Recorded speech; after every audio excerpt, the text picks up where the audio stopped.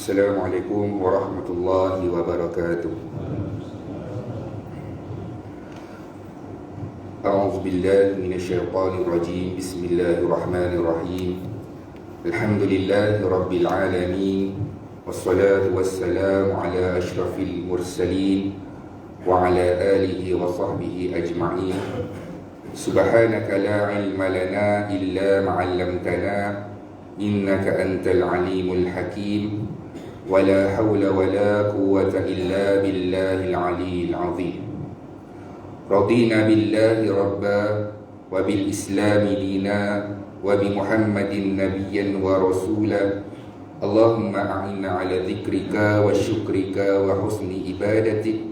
ربي يسر ولا تعسر فإن التيسير عليك يسير. ربي تمم بالخير.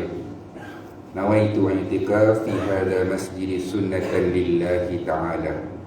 Alhamdulillah, syukur pada Allah Subhanahu wa ta'ala dapat kita bersama-sama menunaikan solat maghrib secara berjemaah dan kita duduk di masjid untuk mendengarkan sedikit perkongsian berkaitan dengan sirah Nabi Muhammad sallallahu alaihi wasallam.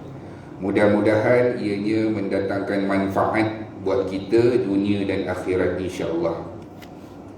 Kita masih lagi bersama dengan Rasulullah sallallahu alaihi wasallam melalui kitab karangan Syekh Safiur Rahman Al-Mubarakfuri, kitab yang diberi nama Ar-Rahiqul Makhtum.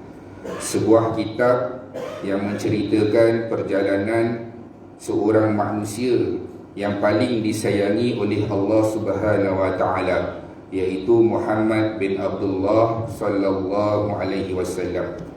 Tujuan kita mempelajari sirah adalah untuk mewujudkan rasa cinta terhadap Rasulullah sallallahu alaihi wasallam yang bukan sekadar di bibir, tapi rasa cinta dan sayang kita pada Nabi Muhammad sallallahu alaihi wasallam lahir daripada hati kita yang kenal dengan Nabi Muhammad sallallahu alaihi wasallam, dan kita mengikuti Rasulullah sallallahu alaihi wasallam melalui pengamalan sunnah Rasulullah sallallahu alaihi wasallam.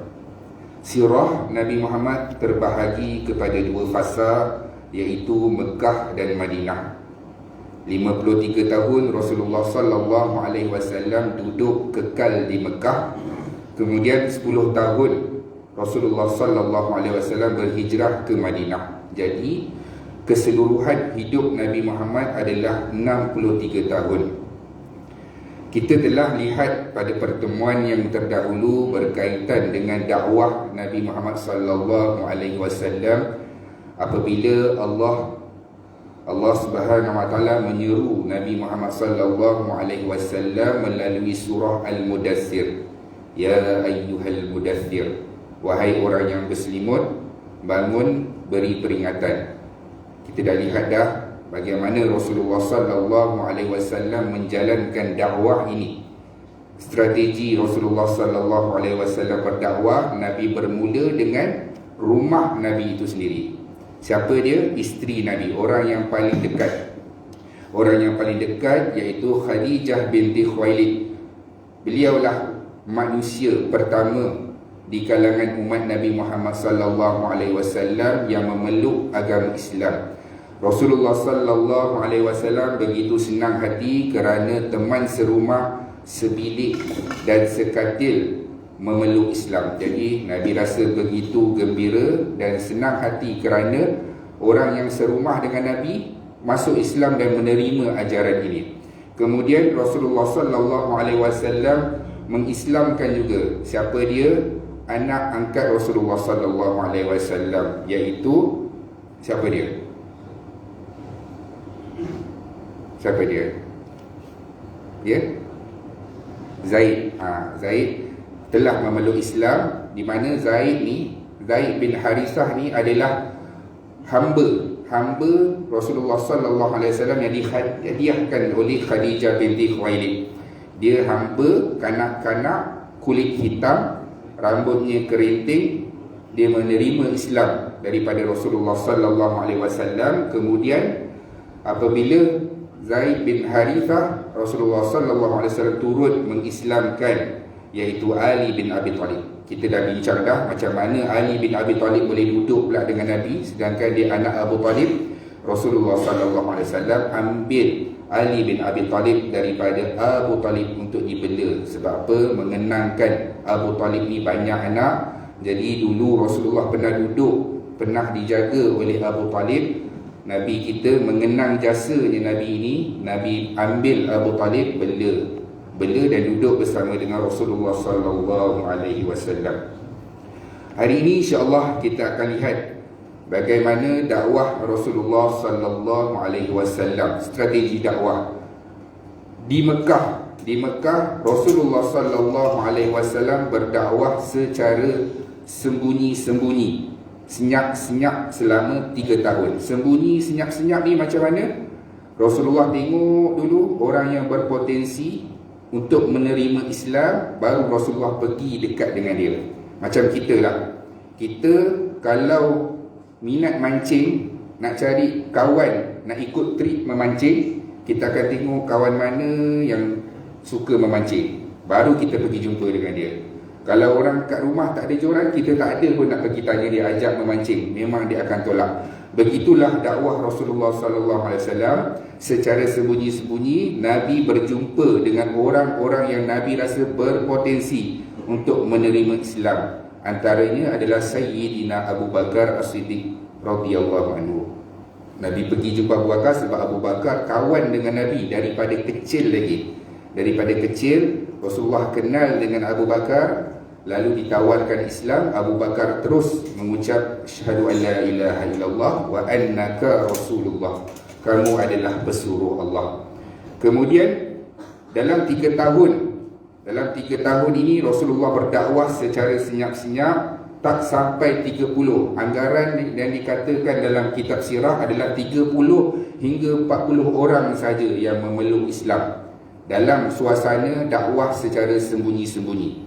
Rasulullah berdakwah secara sembunyi, yang mana menerima Islam mereka akan berusrah. Nabi akan mengajarkan Islam, berkuliah di mana? Di rumah Arqam bin Al-Arqam. Di rumah itulah Rasulullah SAW berdakwah secara sembunyi-sembunyi. Nabi jalankan kuliah, cerita kepada manusia tentang tauhid, siapa itu Allah. Nabi ceritakan di rumah siapa? Rumah Arqam bin Al-Arqam. Dan rumah itu kekal selama 13 tahun dakwah Nabi, kekal menjadi rahsia. Sebab apa? Nak pergi rumah Al-Arqam bin Al-Arqam ni, dia tak boleh terus jalan. Dia ada call sign dia. Masuk jalan mana, masuk pintu mana, kena ketuk dulu, ada bunyi dia berapa kali. Ini diceritakan dalam kitab sirah. Dalam kitab sirah nanti kita akan lihat bagaimana Abu Dzar yang nak masuk Islam, dia nak bertemu dengan Rasulullah. Ali bin Abi Talib bawa, dia kata, Abu Dzar, kalau aku jalan terus, aku pusing kiri, kau masuk kanan. Dia ada, memang ada, diceritakan di dalam kitab sirah untuk pergi ke rumah Al-Arqam bin Al-Arqam ini. Dan kita lihat juga bagaimana Rasulullah SAW berdakwah. Selepas 3 tahun, Allah Subhanahu Wa Taala menurunkan wahyu kepada Nabi daripada surah Asy-Syu'ara. A'udzu billahi minasyaitonir rajim. Bismillahirrahmanirrahim. Wa anzir 'ashiratakal aqrabin. Maksudnya apa? Dan berilah peringatan kepada saudara-saudara terdekat kamu. Rasulullah SAW kumpulkan siapa? Kumpulkan adik-beradik Rasulullah di kalangan saudara mara, antaranya daripada Bani Muttalib dan juga Bani Manaf. Rasulullah kumpulkan macam kita jugalah. Kita kumpul, panggil siapa? Siapa keluarga terdekat kita? Mak ayah kita, anak-anak, abang kita, adik kita, bapa saudara dengan mak saudara sebelah ayah, mak bapak saudara sebelah ibu. Kita jemput mereka. Rasulullah SAW pun turut membuat perkara yang sama. Apabila Rasulullah SAW kumpulkan ahli-ahli keluarga Nabi, ketika itu Abu Lahab dah tahu dah. Macam kita lah, kalau ada anak kita buat silap, tak lagi terkantoi, kita dah dapat bau-bau dah tu. Contoh kalau dia merokok, kita tak tahu dah dia merokok, walaupun dia tak bagi tahu kita merokok, dia merokok. Jadi Abu Lahab dah tahu dah. Abu Lahab dah tahu, belum sempat Rasulullah sallallahu alaihi wasallam nak bercakap, Abu Lahab kata, "Wahai Muhammad, aku rasa dalam kalangan ahli keluarga kita ada yang tak akan ikut apa yang kau nak cakap ni. Mungkin ada di kalangan saudara mara kita yang tak dapat nak tolong kamu kalau orang-orang Arab menentang kamu." Abu Lahab dah bagi tahu awal-awal dah. Dan aku rasa Muhammad, inilah pertama kali dalam sejarah keluarga kita ada orang nak buat sesuatu yang benda yang pelik daripada kebiasaan orang Arab. Jadi aku rasa tak ada siapa nak ikut kamu, dan apa yang kau nak cakap ni mungkin ahli-ahli keluarga kita semua tak nak dengar. Kemudian Rasulullah sallallahu alaihi wasallam tak berkata apa. Nabi tak kata apa-apa. Kemudian kali kedua Nabi kumpulkan sekali lagi. Kali ini Nabi terus berpidato. Nabi bagi tahu apa? Nabi puji dulu Allah, segala puji bagi Allah. Ini adalah teks asal apa yang Nabi ucapkan ketika perjumpaan ahli keluarga. Nabi kata apa? Segala puji bagi Allah, aku memuji dan memohon pertolongannya. Aku beriman dan aku bertawakal kepadanya. Demi Allah yang tiada Tuhan melainkan Dia, sesungguhnya aku adalah utusan Allah. Nabi beritahu, aku adalah utusan Allah. Demi Allah, kamu pasti akan mati. Kamu akan pasti mati sebagaimana kamu tidur. Kamu pasti akan dibangkitkan seperti kamu bangun tidur. Kamu pasti akan dihisab atas apa yang kamu lakukan. Kesudahannya adalah syurga ataupun neraka selama-lamanya. Ini ucapan Rasulullah sallallahu alaihi wasallam. Perjumpaan kali kedua tu, Nabi terus berucap. Nabi bagi tahu yang dia adalah pesuruh Allah. Aku diutuskan untuk memberitahu kepada kamu yang kita semua akan mati. Kita akan dibangkitkan. Kita akan dihisab oleh Allah segala kebaikan kita, segala keburukan kita. Allah akan menentukan kita sama ada syurga ataupun neraka. Kemudian Abu Talib. Kali ini Abu Talib yang bangun. Abu Talib kata apa? Wahai Muhammad, kami gembira dengan berita ini. Ni pelik dengar Kami gembira dengan berita ini, wahai Muhammad. Kami akan menyokong kamu dan membantu kamu dalam menyebarkan agama ini. Tapi untuk meninggalkan agama Abdul Muttalib tidak sesekali. Abu Talib kata apa? Wahai Muhammad, nak jalankan dakwah, silakan. Aku sebagai bapa saudara kamu dan juga pemimpin Mekah akan menolong kamu, memberikan perlindungan kepada kamu. Buatlah sesuka hati kamu. Selagi mana aku hidup, aku akan mempertahankan kamu Muhammad. Sebarkan agama ini. Tapi untuk meninggalkan agama Abdul Muttalib tidak sesekali. Di sini kita nampak Abu Talib membantu Rasulullah sallallahu alaihi wasallam melindungi Nabi kita atas dasar keluarga. Atas dasar kabilah bangsa yang sama, dan bukan kerana agama. Sebab tu Abu Talib dia cakap, wahai Muhammad, kami gembira apa yang kamu ceritakan ini. Sebarkan Islam, aku akan tolong kamu. Kemudian Abu Lahab bangun. Abu Lahab kata, kamu tak boleh kata macam ni Abu Talib. Kita kena halang anak saudara kita ini. Sesungguhnya kita tak berani nak berhadapan dengan orang-orang Arab dan juga orang-orang Mekah. Mereka pasti akan menolak ajaran Muhammad. Kita tak berjaya dan tak mampu untuk nak membela Muhammad ini. Kemudian Rasulullah sallallahu alaihi wasallam meneruskan dakwah secara terbuka. Kemudian Rasulullah sallallahu alaihi wasallam kali ini membuat satu keputusan. Apabila dah buat perjumpaan kali pertama, kali kedua, dah ceritakan Islam kepada ahli-ahli keluarga Rasulullah sallallahu alaihi wasallam yang terdekat. Macam tu dah juga kita kalau Allah Subhanahu wa taala berikan kefahaman dalam Islam. Contoh, kita faham Islam, kita boleh senang pergi masjid, kita boleh senang buat kebaikan, kita boleh senang baca Quran di kalangan ahli keluarga kita. Itu bukanlah petanda yang Allah Subhanahu wa taala mengurniakan kebaikan itu untuk kita seorang saja. Sebenarnya kefahaman yang Allah berikan kepada kita atas Islam ini adalah untuk kita lihat. Ada yang ahli keluarga kita yang belum pernah pun menjejaki masjid, tutup aurat pun belum sempurna lagi. Ini adalah tanggungjawab kita. Macam itulah Rasulullah sallallahu alaihi wasallam. Apabila kita melihat kisah sirah, kita tengok perjalanan sirah, kita kena adaptasikan dalam kehidupan kita. Apabila Rasulullah ingatkan ahli keluarganya dahulu, kita pun begitu juga. Ada di kalangan ahli keluarga kita, sepupu kita yang belum lagi menutup aurat, kalau kenduri, tak solat, boleh waktu maghrib masih lagi menonton televisyen. Jadi kita yang faham agama ini kena apa? Ambil tanggungjawab seperti mana yang Rasulullah sallallahu alaihi wasallam buat ni. Tak payah buat apa. Kita ada WhatsApp group. WhatsApp group tu letak dalam tu video nasihat 1 minit. Jangan video nasihat berkaitan dengan perkahwinan ke apa yang kelakar-kelakar tu. Letakkan tentang kematian, tentang hakikat kehidupan. InsyaAllah dengan benda macam tu dia akan baca. Jangan kita letak ceramah 1 jam punya dalam link tu. Memang dia tak akan buka lah.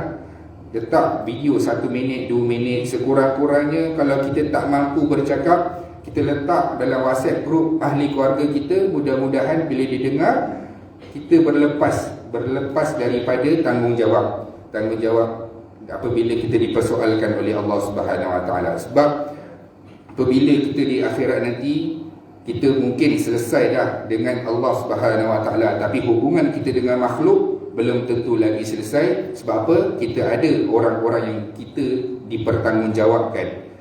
Kemudian apabila Rasulullah sallallahu alaihi wasallam kali ini dah jumpa dah ahli keluarga kali pertama, kali kedua, kemudian turun lagi dalam tahun yang sama wahyu yang seterusnya daripada surah Al-Hijr. A'udzu billahi minasyaitonir rajim.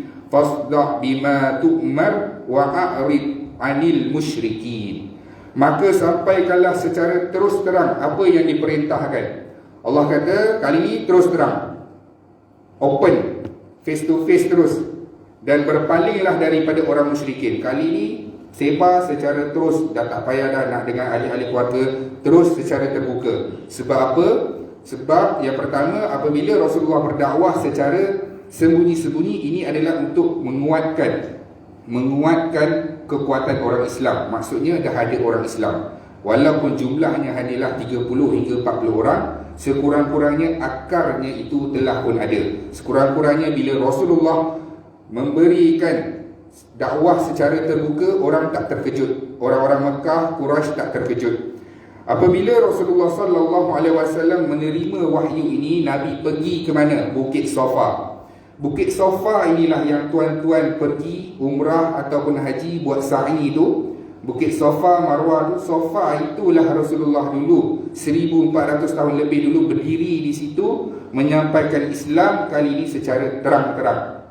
Di Bukit Safa itulah. Cumanya bezanya sekarang ni ada aircon. Bukit Safa tu pun sudah dilicinkan dan dikilatkan. Bezanya di zaman Rasulullah, Bukit Safa dulu dia panas di situ. Sebab apa? Sebab berbeza.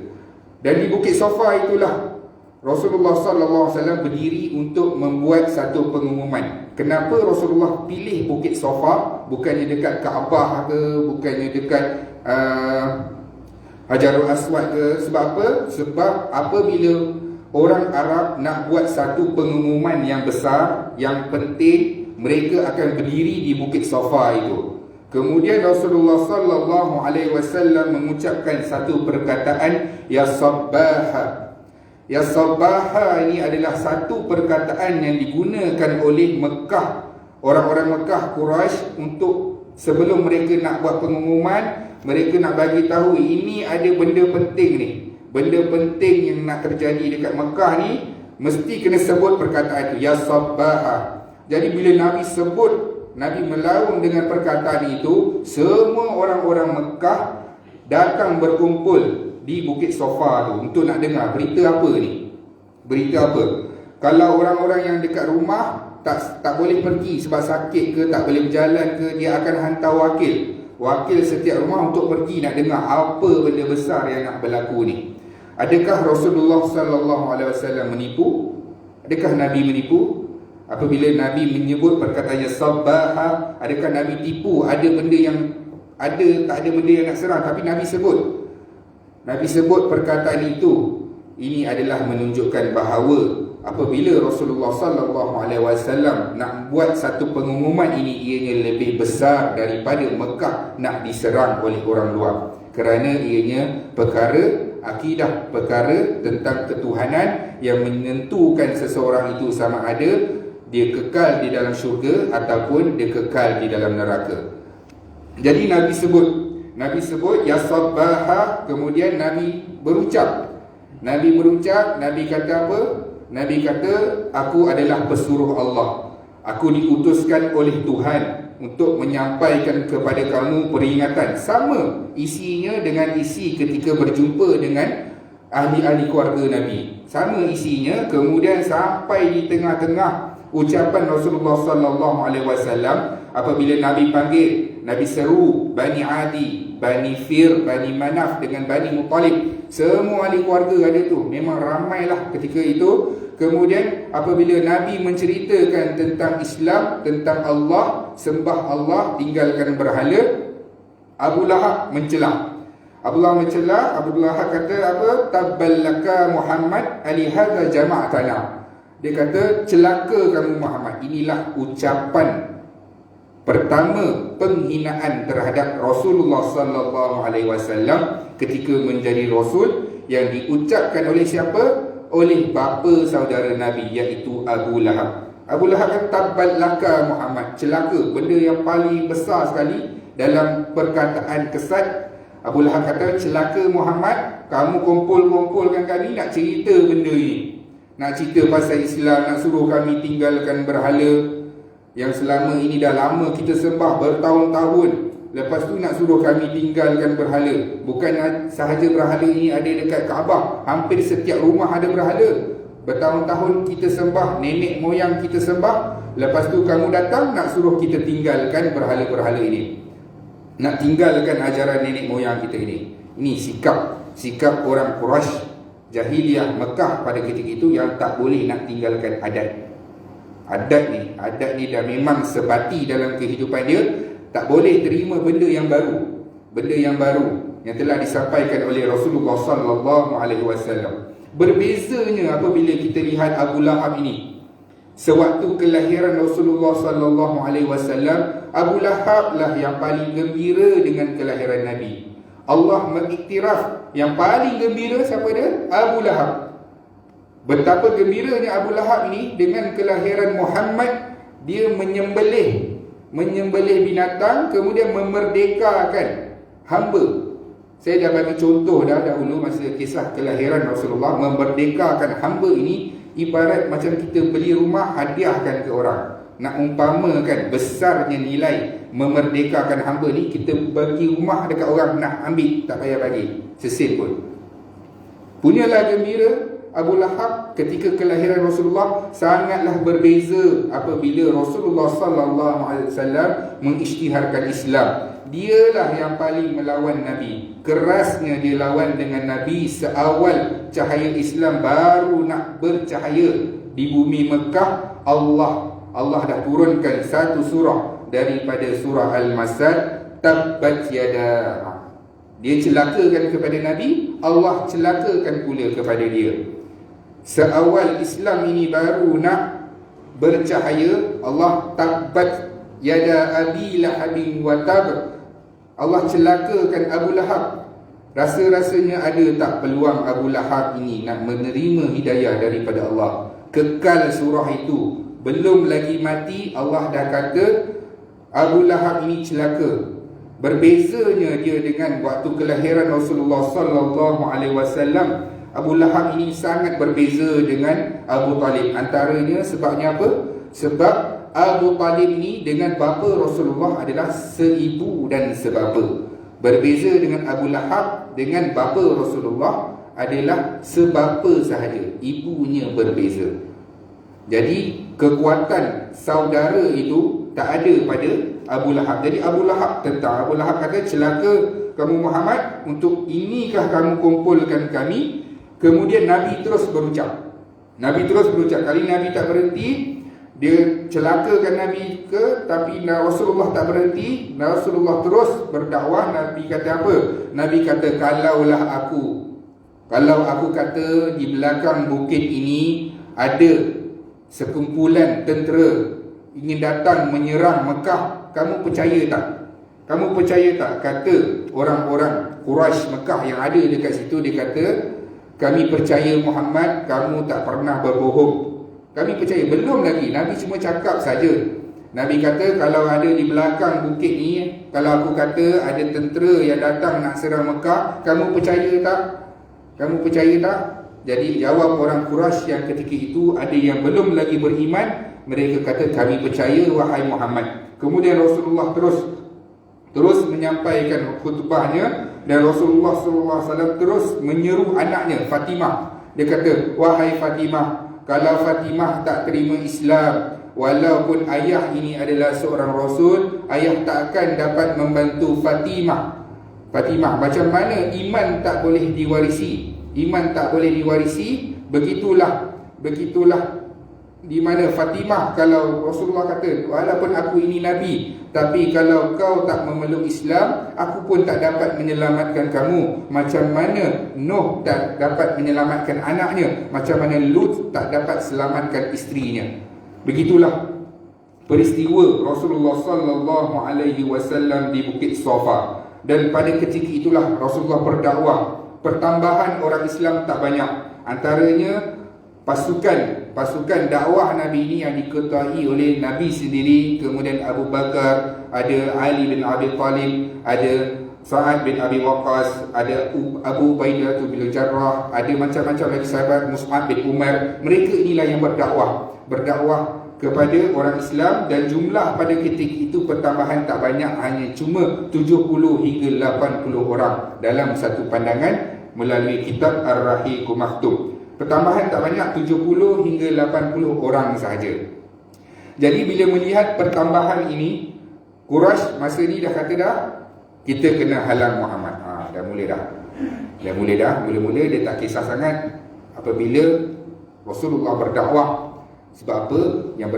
Yang menerima Islam ini hanyalah di kalangan hamba saja dan orang-orang biasa. Tapi bila melihat pertambahan orang Islam, walaupun tak banyak, tapi menunjukkan peningkatan, kali ini pemimpin Quraisy kata, tak boleh jadi, kita kena halang Muhammad.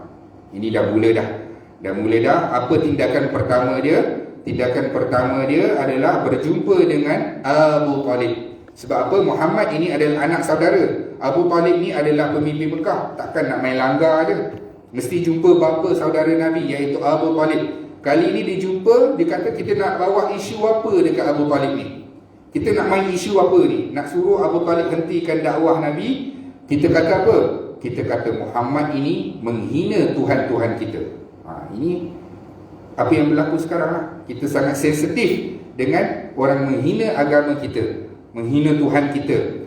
Kita kata dekat Abu Talib, Muhammad menghina sembahan kita, berhala-berhala kita, yang dia kata berhala ini tak boleh berikan kita manfaat.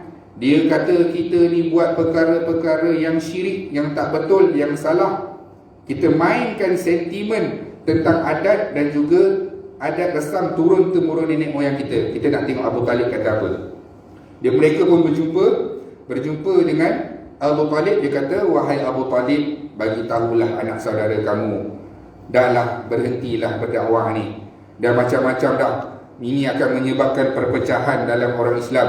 Kita dah lama dah dengan penyembahan berhala. Dengan berhala-berhala inilah selama ini kita hidup berpuluh-puluh tahun dengan hati yang senang, tak ada pernah ada masalah. Tapi hadirnya Muhammad membawa ajaran baru ni habis bercelaru kita sebagai orang-orang Arab ini. Kita pun di kalangan pemimpin pun hampir-hampir nak bergaduh dengan Muhammad ini. Waktu itu Abu Talib dia tak jumpa dengan Muhammad dulu. Dia tak jumpa Muhammad, dia biarkan dahulu, sehinggalah kali ini mereka jumpa Abu Talib dan membuat satu kata putus. Wahai Abu Talib, kalau kau tak larang anak saudara kamu akan kami perang, anak saudara kamu pun kami akan perang. Kali ini nampak keseriusan orang-orang Quraisy Mekah terhadap Rasulullah sallallahu alaihi wasallam kali ini Abu Talib panggil anak saudara dia. Mari datang rumah pakcik. Datang rumah pakcik. Rasulullah pun masuk. Rasulullah masuk, Abu Talib cerita kepada Rasulullah, sebelum ni kaum kamu dah datang dah kepada aku untuk menyuruh kamu meninggalkan dakwah ini, tapi aku biarkan saja. Tapi kali ini orang-orang Quraisy Mekah bersungguh-sungguh, mereka akan perang kita Muhammad. Kita akan diperangi Muhammad. Berhentilah demi kebaikan Mekah, berhentilah demi kebaikan kaum kita dan juga keamanan bumi Mekah ini. Rasulullah sallallahu alaihi wasallam ketika itu berhamburan menangis. Rasulullah sebab apa? Itulah bapa saudara Nabi yang Nabi dah tak ada keluarga. Nabi dah tak ada ayah, dah tak ada ibu, adik-beradik pun tak ada. Itulah satu-satunya bapa saudara Nabi yang Nabi anggap sebagai bapa. Dah menentang Rasulullah sallallahu alaihi wasallam sebab sebut perkataan itu. Rasulullah menangis berhamburan, tapi Nabi tegas, Nabi bangun. Dia kata, wahai bapa saudaraku, kalaulah Quraisy Mekah bagi sebelah tangan aku ini bulan, sebelah kiri aku ini matahari. Bulan dan matahari ini ulama tafsir adalah sebagai satu hadiah yang memang tak akan dapat pun. Walaupun bagi hadiah bulan kepada Nabi, satu hadiah yang mustahil diberikan untuk aku meninggalkan dakwah ini. Tidak sesekali, aku akan terus berdakwah sama ada aku mati dalam berdakwah ataupun Allah memenangkan agama ini. Tegasnya Rasulullah sallallahu alaihi wasallam dalam menyebarkan Islam. Kemudian Abu Talib nampak keadaan anak saudara dia yang menangis, dia pun jadi lembut hati. Dia kata, tak apalah Muhammad, buatlah apa yang kamu suka, sebarkanlah Islam. Selagi mana aku hidup, aku akan melindungi kamu Muhammad. Buatlah sesuka hati kamu, aku tetap melindungi kamu daripada orang-orang Mekah.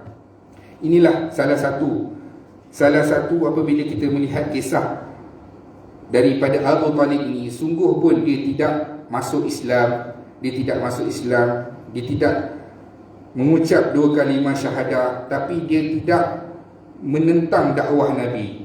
Dia menyokong, malah melindungi Rasulullah sallallahu alaihi wasallam. Cuma dia tidak mengucap dua kalimah syahadah sehinggalah akhir hayat Abu Talib.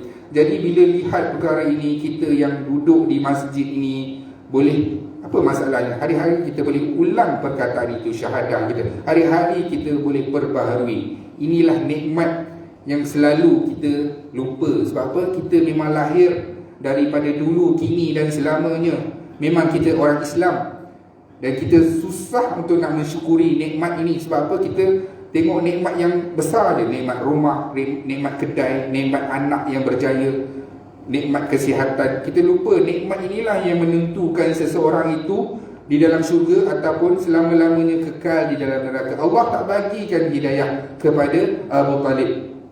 Sebab itulah apabila Nabi menangis berhamburan apabila Abu Talib tidak mengucapkan kalimah syahadah, Allah tegur Muhammad, innaka la tahdi man ahbabta walakinallaha yahdi man yasha. Muhammad, dah tu, kamu tak boleh bagi hidayah kepada mana orang yang kamu sayang. Aku yang pilih.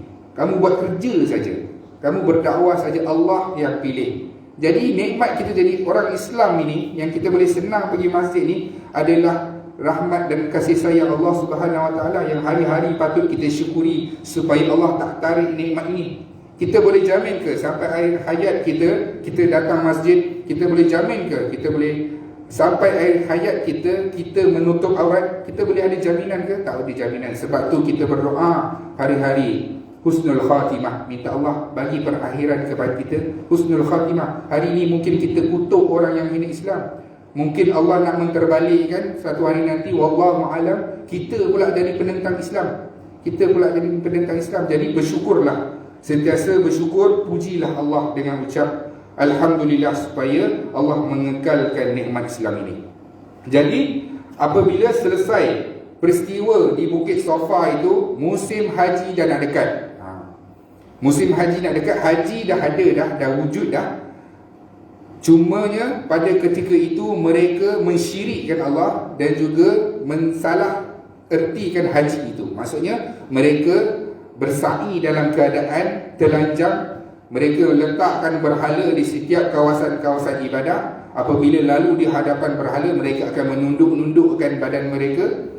Dan apabila musim haji, ini masalah besar. Sebab apa? Orang luar, orang Syam, orang daripada luar Mekah nak datang, habislah kalau Muhammad sebarkan dekat Islam ni dekat orang luar. Habis berhala kita, habis bayaran-bayaran ufti yang patut dibayar oleh penziarah luar. Dah tak ada dah bayaran tu, habis. Muhammad mesti disekat. Nak sekat macam mana? Kalau kita mudah je, apa lagi? Bunuhlah, selesai. Tapi mereka bermesyuarat di Darul Nadwah. Di situ mereka berkumpul. Kita nak buat apa dengan Muhammad? Tak apa. Untuk peringkat awal, kita gelarkan Muhammad ini. Kita nak gelarkan apa? Ada ramai orang yang beri pandangan. Apa kata kita gelarkan Muhammad ini penyair? Orang lain bangun dalam mesyuarat tu tak setuju. Sebab Muhammad ini tak ada ciri-ciri sebagai orang penyair. Kita tuduh Muhammad ini penyihir. Tak boleh. Dia dalam mesyuarat dia tak boleh nak tuduh Muhammad. Muka pun bukan muka penyihir, cakap pun bukan cakap orang yang sihir. Kita ni kalau tengok orang yang baik, nak tuduh dia, dia memang baik, nak tuduh dia, tak boleh nak tuduh. Sebab masa tu Quraisy pun dia kata dah, Muhammad ni memang orang baik, dia Al-Amin, dia dikenali dengan orang Mekah, orang yang bercakap benar, orang yang jujur. Jadi nak pilih gelaran ni punyalah susah. Nak letak Nabi ni penyihir, tak boleh. Nabi ni bukannya penyihir. Nak kata Nabi ini orang gila, tak ada. Mana ada orang gila berpakaian kemas? Mana ada orang gila cakap pun elok, sopan santun? Kita nak gelarkan apa? Ketika inilah yang main peranan siapa dia? Walid bin Mughirah. Sekali lagi, Walid bin Mughirah, siapa dia? Ayah kepada Khalid Al-Walid. Walid bin Mughirah ni lah bagi cadangan begini.